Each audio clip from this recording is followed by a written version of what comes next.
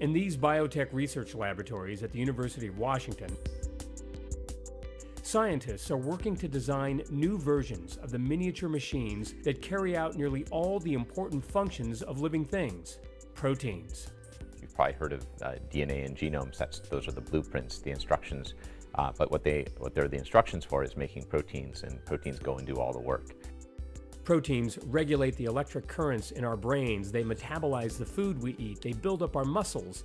They can both cause and cure diseases. These researchers are working at the level of nanotechnology, the science of the very, very small, in order to find the solutions to big problems. One of those problems is called drug delivery. Most drugs that you take are considered small molecules. They're really tiny and they can diffuse almost anywhere in the body. The type of drugs that we're looking to deliver are the next stage of drugs. So these are larger drugs like proteins or nucleic acids or even peptides. These are too big to freely diffuse in your body. So we're trying to design carriers that can help them get where they need to go. Professor Pun and her team are essentially designing transportation systems inside the body. And one of the main focuses of our lab is delivering materials to the nervous system. It's actually considered largely an undruggable target. So you'll see that a lot of the diseases like Alzheimer's or Parkinson's or injury to the brain or spinal cord, there's really no treatment for them right now. What we're trying to do is to take some of these materials and to be able to get them into the brain or spinal cord so that we can start getting drugs there and see if we can treat these diseases.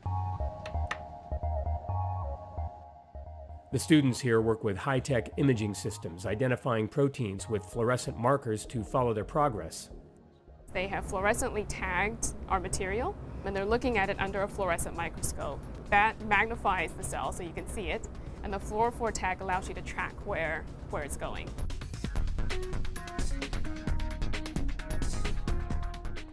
Professor Pun is quick to point out that a cure for some of the diseases she is trying to target is still 5, 10, 15 years or more away.